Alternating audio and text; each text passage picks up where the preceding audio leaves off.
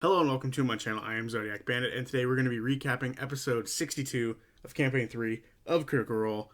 Not much to say before getting into it, with the exception of the ad read for D&D Beyond this week was goddamn hilarious. I was dying the entire time while they were recreating the memes. I thought that was hilarious.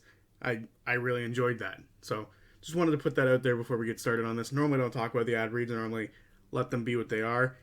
But this week I felt like talking about it because that one was so funny. Otherwise, let's get into it. We start with Team Isilra leaving the town of Hearthdale, the Wind Spirit Cougar leading the party towards the forest. Prism noticed the Cougar is ahead, leading them and then stopping every once in a while, waiting for them to catch up, then moving on once more. Prism thinks about summoning a phantom steed, but not everyone can fit on it. The party talk about getting potential beasts of burden to help them move. They recall a stable with beasts of burden there that they could buy, but they don't know if they can. Border asks if they could trade something out of the hole, as they all seem to be somewhat broke, which is new for this group. I feel like they've all had a lot of money. Prism asks what the hole is exactly. They explain that it's what they use to store things with. On the way out of town, they see a beast of burden pulling a plow. They choose not to take it as it's not worth it. It looks like it's, either good use to someone else and doesn't look very lively. Prism tells everyone that she baby birded blood very recently of a dead person the day before to summon the demon from the night they used to fight the angel, and just wants to know if anyone wants to talk about it in case they were creeped out by it. Everyone says it was fine. Prism said she did it out of necessity, and everyone seems to understand this. Orm asks how Bodor is doing with all this, and if he's getting a hold of his magic. He says it seems to come out of, his emotions when he's scared. He doesn't know if he can get control over it or not. Prism says he can train it, like she did over her years. Orm says there's nothing to fear right now. They could probably test out his magic. Ashton says there's trees he can shoot with lightning. Bodor is on board with this idea. Prism says to believe in himself and it should help. Laudna asks Prism if she learned her magic. She did. She spent years training. Laudna says her magic came naturally to her. So eventually Bodor will find his own way to figure out his magic. Bodor gives it a go and tries to cast silvery barbs on a tree, but doesn't have the spell, so it doesn't work. Laudna says to follow his own path. The party move deeper into the woods. Every once in a while, the hill breaks over the trees and they can see the ascended bridge, the massive mountain in which the Titans used to meet the gods. After some travel, Emily rolls the daily roll and they get a 17. The first day of travel is uneventful and very peaceful. Prism asks if this is what traveling is normally like. The party asks if she gets out much. No, she doesn't. She's an indoor kid. After that, night falls, and it's time for the party to make camp. Lana and Prism send Pate and Mother out to look for a good spot, and the rest start gathering materials for the camp. Prism also sends Danios her book to help the two other familiars look for a good spot. Pate rolls an 18 survival check. Bodor asks the cougar if it can smell any danger. It just licks itself and growls at him. Pate comes back and tells the party that he has found a safe place for them to lay down for the night. Bodor looks to see if there's water nearby. There isn't, but they've seen a few rivers as they go, so there's probably more somewhere decently close, just not in the immediate area. Bodor wants to find food, and with a 15 survival check, he's able to find blueberries and avoid the toxic berries that are around. Denise, however, kills the rabbit that she convinced that she was safe. Very evil of her. So for dinner, it's rabbit and blueberries. During dinner, Ashton asks Orm if he knows anything about meditation. Orm just simply asks why. Ashton says he was told that it would be good to talk to rocks or something. Orm says that it's more about breathing to get to your fear and anxieties and deal with them. Ashton closes their eyes and starts to breathe deeply. A wisdom save of 11. They start to think about waffles. Orm says he doesn't know where this is going, but it's about taking a beat to stop the worrying. Orm asks if he is okay, or if they are okay. Ashton says they think it's time to start looking into things, like how they got here and the Hishari. They'll find answers when they try to fix things. Orm wishes he was more helpful here. Orm is starting to doubt that they can really fix things. Orm says that they can just pick each other up when they all fall. Meanwhile, Prism has been looking at the runes from the Judicator, and she wants to carve one into Bodor's crossbow. With a 19 Arcana check, she carves them accurately, but understands enchantment takes time, but was hoping the Solstice would be different with how its impact on magic has been so far. She gives it to Bodor, who then gives it to Denise to shoot at a tree with, because Bodor is terrified of it. Prism knows that runes hold magic, and tries to put a Dragon's Breath spell into the rune. Denise shoots the crossbow, and ducks out of the way just after it fires off. The runes glow slightly, and the arrow breaks, which turns into the spell. Prism rolls a d20, and gets a 3, and the crossbow is set on fire. Luckily, they're able to put it out quickly. Prism gathers that in this time of heightened magic, the runes itself can temporarily hold a spell. Laudna mends the crossbow a bit, but there are still burn marks around the runes in the crossbow. Prism says if Bodor wants to try again later, she can. Prism says that before now she's never really cast her spells, so she's really curious about things. That's why she's doing a bunch of this stuff out of pure curiosity. Orm points out that means Bodor and her are starting at somewhat the same point. They both never really used their magic till now. The party now want to help Bodor test more of his magic. He says he's not really sure. They don't know what's in this forest. They don't know what could happen to it. Orm keeps an eye out. The ladies of the group start making a dummy for Bodor to shoot his magic at for a target. Orm and Ashton look at this and say there's no single way to cope with grief. Bodor asks Prism how to cast Firebolt. She says words, but she thinks he can picture it. Bodor starts to get a warm feeling inside and starts to turn warm himself, and then casts Firebolt. He rolls a 12, hitting it, dealing 10 damage to the dummy that they've created, and instantly destroys it. Everyone claps for him. He likes the rush that this gave him. Orm says to try more and to think of anything. Bodor goes over to Ashton and says he can help them with meditation. Ashton says yes, and Bodor casts Calm Emotions on Ashton. They accept the spell. This removes the faint level of anxiety that always hangs over Ashton. This makes Ashton step away for a bit. Bodor casts it on the rest of the party as well, and after that, they all get some rest. Ashton stays up and goes to a rock to talk to it. Bodor asks the cougar if he can be its little spoon, and with a 17 animal handling check, it accepts. Denise grabs another rabbit and uses it as a pillow. She didn't kill this one yet. The party go to sleep. Ashton takes the first watch, and with a 14 wisdom check, Ashton feels themselves relax and feels their energy mix with the energy all around them. They feel the stone beneath them. They can sense the life within the rock and the plants. They can feel the spirits that guide them. They can feel the spirits that wander beyond the campsite. They aren't sure how much time passes, but they feel focused. The rest of the watches are unproblematic, almost like the spirits are watching for them. The next day begins, and time for the daily travel roll. Amy gets a natural 20 on this, which is, as my brother would say, a waste of a natural 20 every time, without fail. The second day goes well, and Amy rolls a d6. She gets a 5. They come upon a clearing that dips down a bit like a crater. It's filled with vines and flowers. The party wonder if they should go around it. Prism plucks some of the flowers out, and it seems to have some sort of healthy properties to it. Laudna, using Old Reliable, throws ball bearings into it, and a bunch of rats come out. Orm asks the spirit if it's a safe place. The cougar doesn't seem to be nervous around it. Bodor yells to see if someone is inside. Orm looks to see if there's anything inside visually. There is no answer for Bodor. Orm doesn't see anything dangerous inside. Orm grows flowers all over his hands and starts to walk into the little divot, or the crater. Prism joins him. Bodor walks around it. Denise goes in as well. Laudna sends Pate with Orym. Laudna and Ashton just choose to watch. The group reaches the bottom of the crater really quick. It's not that big. It seems safe.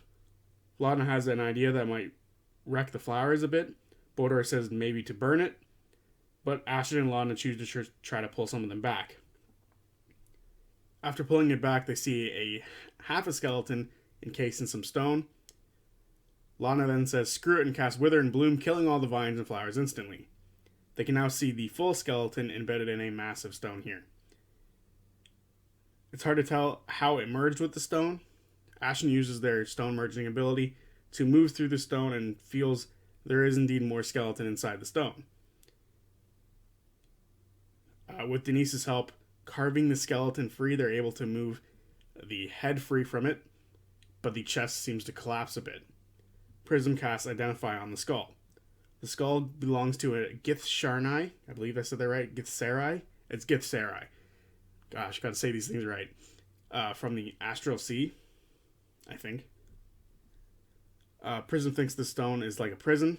They investigate it. The crater was indeed made from an impact, but an impact like that should have destroyed the stone and whatever was inside. This seems to be placed here like a punishment. They also see a metal band on the finger of the skeleton.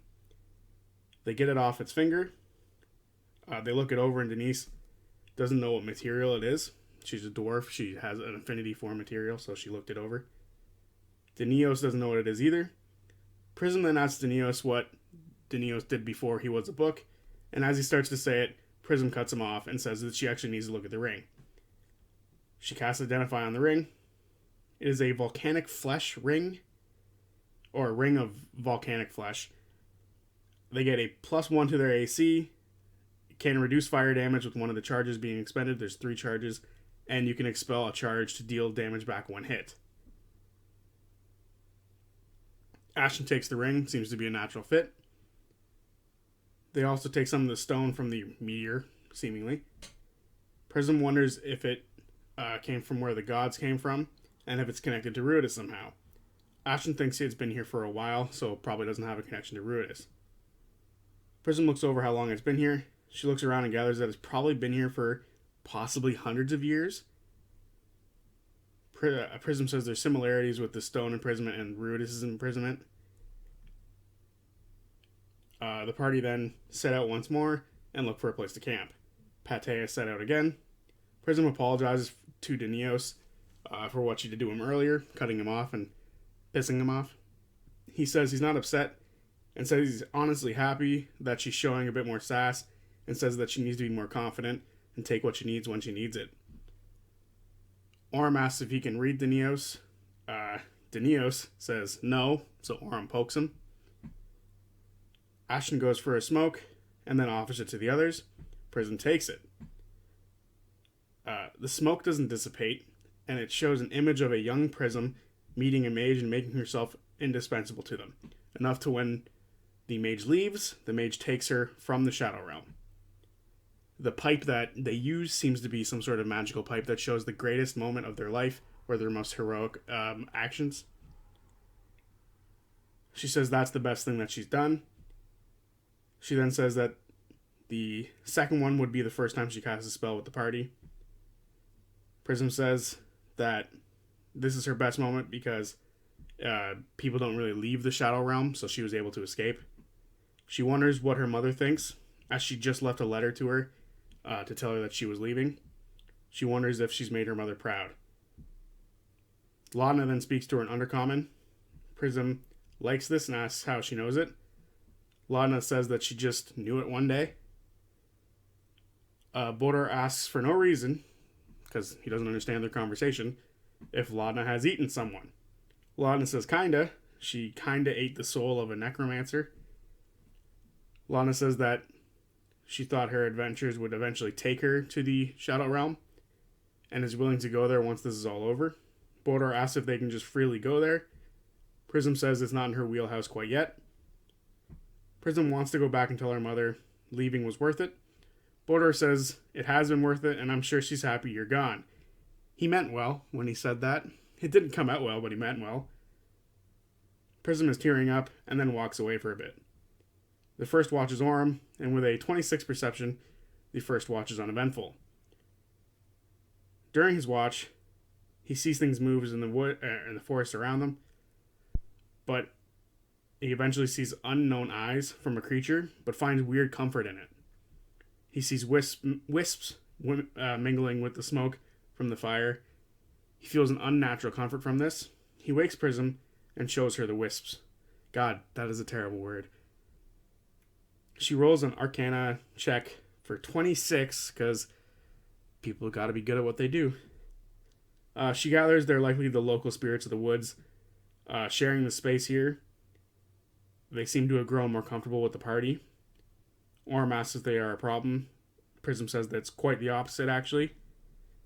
Prism says that Orm has an affinity with nature, and he might be attracting them. The spirit then waves to them and continues on. They see a bunch of spirits moving around the camp, watching the party, sleep, snoring, sitting on them as they sleep. Prism casts Bigby's hand so Orm can dance with the spirits in the air a bit. Orm goes through the forms of the Ashari. As a dance, the spirits go up to Orm away from the rest of the party and look at him. There's a connection with nature in its most purest form here.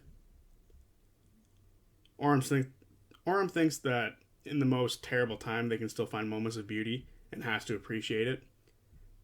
The spirits eventually leave, wave.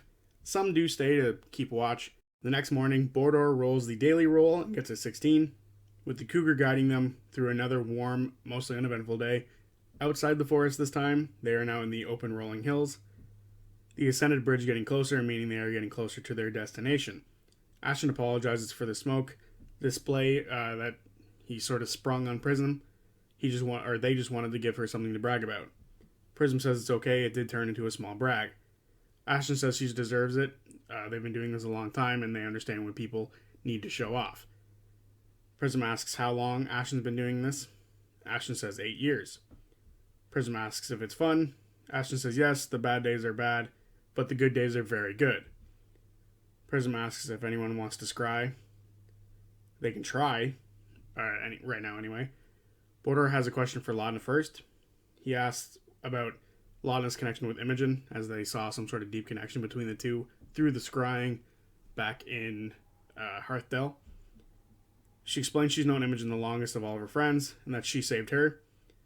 And Laudna feels like she may have saved Imogen as well at some point. They're like sisters from different misters. I feel like every time they say that, it crushes a portion of the fan base's dreams that they're sisters. It's funny. She just hoped that she was okay.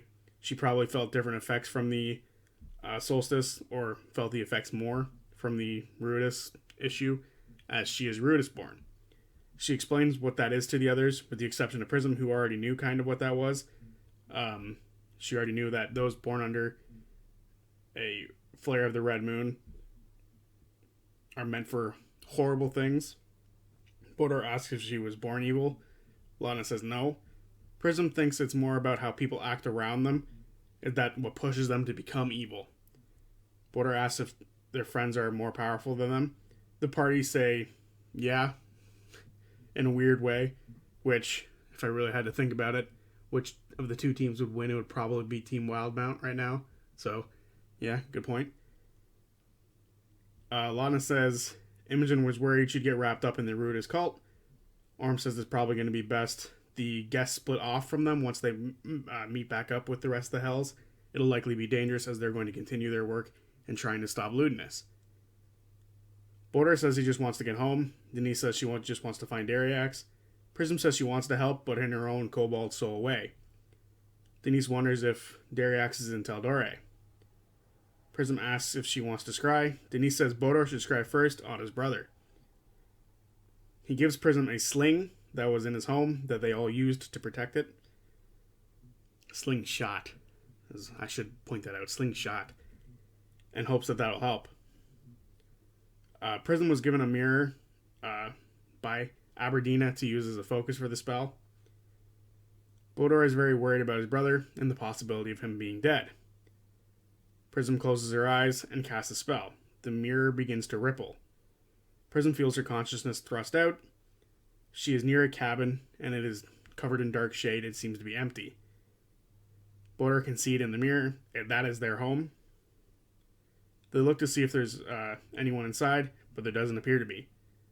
Prism asks if that is a good sign or not. Bodor says there's no way that's a good sign. He probably got teleported out of there too. Ashton says they learn not to go anywhere without sentimental objects from now on. That way they can scry on people. They journey on, and they come back to the other side of the forest. They think they're about a day's journey from their destination now, so they make camp. Prism says she can scry one more time. They can look at lewdness if they want. Using the Cerberus Assembly trading card of lewdness, she casts a scry spell once more. She feels her consciousness leave once more, but seems to be blocked in some sort of gray expanse, as if he has protection. Always wear protection. Prism hoped that he would be too up his own ass to have sort of protection. With that, the dreams of scrying on people is now at an end for today. Bodor looks for water. With a 17 survival check, he's able to find one about 30 minutes from camp. Bodor chooses to fish in there as well and gets one fish. It's very small and won't fill anybody up. He'll save it for the cougar. Prism asks if Bodor wants to put a spell on the crossbow again. He says no, but asks if she can make the fish any bigger. She can. They cast enlarge on it, and they cook it up quickly, and then they all eat it. And after an hour, they suddenly feel hungrier again. Denise gets more rabbits, and they eat that. Poor rabbits. There's lots of killing rabbits today. At least it's not killing a goat for no reason. Lana asks Bodor if he's doing alright. He says it's a lot to take in. He asks if they and their friends are strong enough to kill this god killer. Ashton says they don't think about it that way, but that is what it sounds like. They have to kill a god killer. Bodor also asks how they can even stop lewdness, who they can't even scry on. Ashton says they'll feel pleased if they're able to stop him or help people out who shouldn't have been there in the first place and get them out.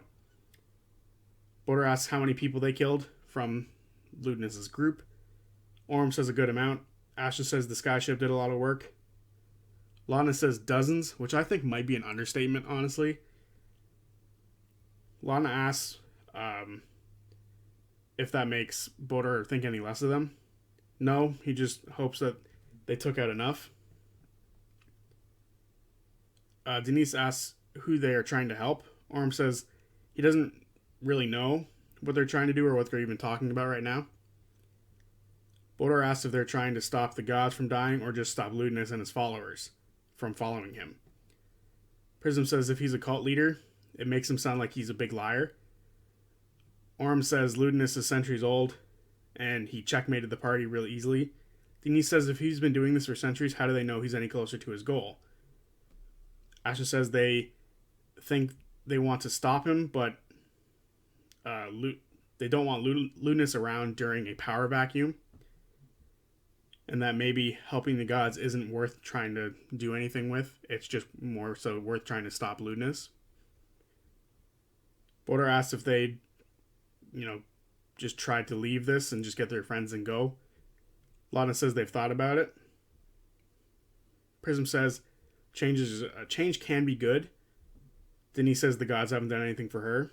Prism says they could just take this weight off their shoulders if they have to. Lana says they know too much to step away from this.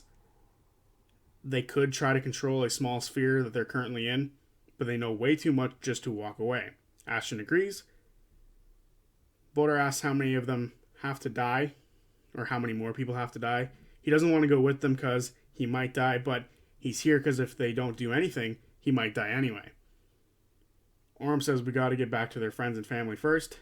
Denise says she's tired of this and she just wants to settle down and retire. Bodor says that they have people they love and know where they are. That's more than other people have. He says he'd give up anything for his family right now. Prism says she feels rejuvenated by all this and is glad to be here. She sort of disagrees with Bodor. She doesn't think she'll kill Ludinus, but she'll do her part. Bodor says he'll kill Ludinus if he gets close enough, which is hilarious. Orm takes a playing card and says he's got to go, and everyone agrees. The party then take their rest. Bodor and Ashen take the first watch. Denise is suspect of Bodor's brother being gone and tries to listen in on the conversation between Bodor and Ashton. Unfortunately, she can't hear much due to due to Prism snoring, and she can't get a good read on Bodor's feelings. Ashton says his brother could have just gone for help, but the two barely go out. Bodor doesn't understand the people around him. He just wants to go home. He then asks for a smoke from the pipe. The smoke shows Bodor's most impressive and heroic achievement, and it shows him casting Firebolt on the dummy they made earlier, and the feeling like he belonged with something. Ashton then smokes in the pipe, but the enchantment only works once a day. Bodor feels mildly robbed by this. They see nothing from the Ashton smoke. Ashton says Bodor is more impressive than their most impressive achievement, and feels like it's all uphill here for Bodor. And in a week, it'll probably be a better moment. Bodor thought he meant everything's going to get harder. Ashton says it will do that as well. Bodor rolls for perception. Nothing seems to happen. Seems to be a calm night again. Orm plants seedling into the ground and grows flowers onto it and talks to the Wild Mother and says there's been a lot of good from the gods and is praying. He says they could use some help and the party will do their best, but any miracle they could spare will help. Both Ashen and Bodor see this happen, but the rest of the night is uneventful. The next morning rolls in, and it's hopefully the last day of travel. Before they go, Denise steals something from someone, we're not too sure who. Prism seems to help her with this, and with a sleight of hand of 13, even with advantage, Orm's passive perception with 31, he sees the two of them conspiring a little bit. The 13 still succeeds, however. So she steals whatever she's trying to steal. Now all three guests roll the daily roll together and get a 5. They then roll a d6 and get a 3. They travel for a few hours until the tree line ends and they reach a massive canyon. It's hard to tell how wide it is, and it seems to be some sort of sheer drop 120 feet down. There's a river down in the center of it. The Wind Cougar walks off the cliff and goes all the way down to the bottom of the canyon. Laudna can help 5 people down. Denise says that she's good, but Prism says that she can enlarge Mother and carry someone down. They choose that it's not terribly big, so it might be able to help Orm down instead of someone else who might weigh down Mother. They do realize that they have reached the canyon that they're trying to get to, the Iriham Canyon. I think I said that right, probably not. Iriam? The canyon they've been trying to get to. And now they must look for blue flowers. Orm is going to use Mother like a glider from Tears of the Kingdom, Breath of the Wild, Fortnite, whatever video game visual you want for this. At first they fall 40 feet, and Mother rolls a strength check. With the enlarged advantage, she gets a 17, and she catches enough of the wind for the two of them to glide down. On the way down, Orm looks for blue flowers, and with a 30 roll, a bit to the northeast, he sees a glimmer of blue within the canyon. He's not 100% sure if that's what they're looking for, but it's a start. Back up top, Laudna asks if the party all trust her. She says they're all going to have to jump, because she can only do this while they're falling. They all agree, they all run and jump, and she casts Featherfall on everybody. Good thing, as the cliff isn't exactly 90 degrees all the way down, almost had another keel at the moment. They slowly fall down, and they have to make athletics or acrobatics checks to avoid any complications. Denise and Ashton roll well, but Bodor, Laudna, and Prism all take 5 damage when they land and hit the bottom. As they land, the Wind Cougar starts to lead them once more. The ground here is a thick, clay-like substance, and there seems to be lots of bog plants growing down here. As they walk, they hear a heavy waterfall that leads down into a river that eventually splits into two different rivers. Spleeds. From here, they can see an oasis of blue flowers. Prism wants to see what's behind the waterfall, so she asks Danios to go check it out. He doesn't want to.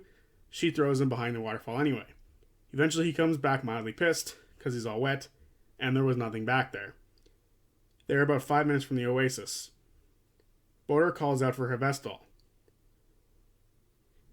and starts walking toward the blue flowers. Denise looks to her whip of warning, and it's getting warm. That's not a good sign. No one answers Bordor. Prism does an investigation check to see if there's any illusions. She gets a dirty 20. The surrounding area around her isn't any illusion, but the hill nearby, and nearby the oasis, seems to have a strange shimmer to it. Lana says pate, or sends pate. Pate flies up. There's a flower on top of the hill that he can't touch. She tells him to check on the oasis. She looks through his eyes, and she sees a crack that leads to a tunnel, and it looks like it's been magically carved. There's writing on the wall that she can't read. Lana rolls Arcana, and sees that it is some sort of primordial in nature. Prism asks if she can copy it onto paper. Lana tries with a dex check, but it rolls an 8, so it's not there. They choose to go up to it. Denise, her burning whip is very hot at this point, and she tells the others of the danger. The party just try to follow the cougar stealthily. Ashton casts Pass Without a Trace, and they all roll really well. Pass Without a Trace seems to be like the critical role godsend. I feel like every group has used this spell, and it's just so nasty. Plus 10 to stealth is just so great. They follow the cougar on the driest path. As they move near the hill that seems to have some sort of illusion on it, they can hear breathing. They move past it unnoticed, and they reach the blue flowers, the oasis. They see natural crystal veins here. Lana looks at the crystals and they look prismatic. Prism wonders about the energy here. Ashton then reads the primordial text on the tunnel entrance. Within the Verdant tomb, we keep her spirit enduring. Bordor tries to wedge a crystal out, and with a natural 20, he uses his dagger to just pop some of it out of the wall. It is a semi-clear, semi-flawed crystal that makes it look prismatic. Ashton takes it and tries to get a feel of it. They roll an Arcana check, but it's low, so it doesn't ring any bells. Prism holds it and casts a ray of frost into it. Oh. Almost like a shivering queef. If you know, you know. God damn it. That is easily one of the best Freudian slip, I guess? I don't know.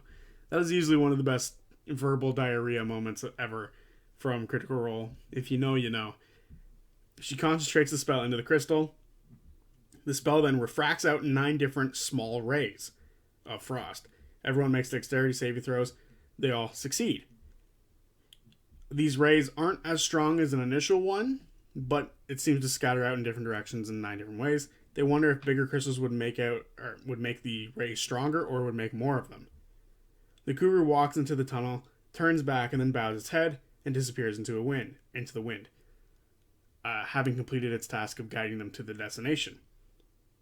Orm looks at the hill. It moves about a foot. Something's there. We don't know. Prism says this could help spread Laudna's Eldritch Blast out to many enemies if they throw it into a group, which actually sounds sick. Denise says she doesn't know if they should be taking anything from here. She says you don't want to steal anything from the shrine and the rock if this is the place they are indeed looking for. They agree and start heading into the tunnel. Bordor and Denise lead as Bordor is tired of being in the back. Ashton takes up the rear. Laudna and Orm take up the middle. And Prism take up the middle as well. They move for 30 feet deep into the tunnel before it opens up. It was a 10-foot wide tunnel. It is now a 40-foot wide opening. It seems to be some sort of living quarters. No signs of life here currently. There are more crystal veins that run throughout this place. Orm looks to see if people left in a rush. He sees fire pits that look like they've been out for a bit, but not sure how long. Bordor smells the area. There is old smoke and minerals here. Denise tries to get a dwarf feel from this place, but it doesn't give off any dwarf vibes. The tunnel seems almost natural down here. Prism asks if they should drop the stealth idea and be up front and talk to people so they don't scare anyone. On the far end of the cavern, it looks like it goes deeper down into another tunnel. Ashton looks into an alcove and sees that it's been set and not messed with. The bed is made. It's covered in dust and soot. Border yells hello. Ashton then yells hello. We're fucking here. Is anyone else here? In Primordial. There's no answer. Prism looks for traps with Ashton's help. 22 roll. There doesn't seem to be any traps down here. There are footprints going up and down. They're bare footprints. They seem to be some sort of humanoid, maybe half elven or elven, which I don't know if there's a difference between human feet and elven feet. And frankly, I'm not looking that up. I don't have the desire to look at feet. They push deeper into the cave. In Elvish, Border yells hello. They aren't here to hurt anyone. No answer yet again. As they go down, they see flower boxes with blue plants in them, much like the plants from outside. There's also metal bands on the tunnel. They look like support and decor. They see a green light coming from another open chamber. As they step down, the green light fills the chamber more. The light is reflected off the crystals in here. There's a faint sound of dripping water. There's steps leading to a massive green obelisk, where the light seems to be coming from. There's markings all over the walls that resemble glyphs. Prism recognizes these markings as ritual markings. The chamber looks like it's been prepared for something. Ashton thinks that there's a residuum vibe here. With a 15 roll, it does look like residuum, but it's natural residuum. Ashton recalls it can be used as a material cost instead of the regular material cost. Orm looks for other people and other exits. He sees that there are candles that aren't burning anymore, the markings on the walls, some herbs laying around in patterns, but no one else is here. They all look up to the ceiling, where the crystals aren't up there. They see a face, and it smiles at them. And that's where it ends for this week, for fuck's sake. The party also starts to question if Aberdeen's intentions are good or not, but, I feel like they should be, but we'll figure it out next week. So there you have it, a fun episode, really short, like super short. I feel like that might be one of the shortest episodes of this campaign. Like, if you take out the break, I think that was less than 4 hours, which is super, super short. They avoid combat wherever they seem to go. They're lucky. And yeah, I enjoy this one. I'm excited to see whatever the face on the ceiling is. Very excited. I'm excited to see what happened to the rest of the people here. I imagine something either happened during the solstice or some sort of ritual happened before that to where now someone's face is in the stone or the ceiling. Maybe it's her spirit enduring. We don't know. Very excited to learn more. This was a fun episode to learn a bit more about the motivations behind certain characters. We learned Prism wanted to leave the Shadowfell and become Strong Wizard to leave the Shadowfell because it sucked. And then we also learned that Denise just kind of wants to retire. And I like that Denise sort of suspects Bodor of not being totally truthful about the whole brother situation, which is why she's sort of creeping on him during the night. So I'm kind of excited about that because I suspect Bodor of something as well. So very intrigued as to what happens with all that. So yeah, with that being said, that was this episode, this recap. I'll see you guys on Tuesday for whatever video I choose to make next. Peace.